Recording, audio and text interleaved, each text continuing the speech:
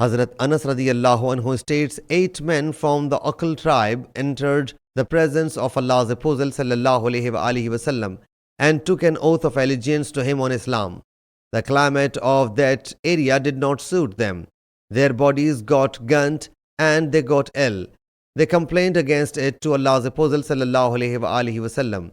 He sallallahu alaihi wasallam whereupon said, "Why do you not go to the fold of the camels accompanied by our herdsmen in order to consume the milk and urine of the camels?"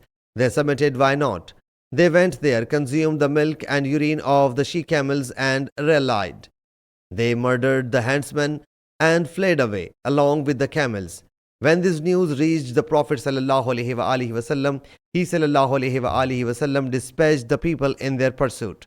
They were arrested and brought to Allah's Apostle sallallahu alaihi wasallam. He sallallahu alaihi wasallam issued orders to chop their hands and feet, and hot needles were passed through their eyes, and then they were cast in the sun until they died.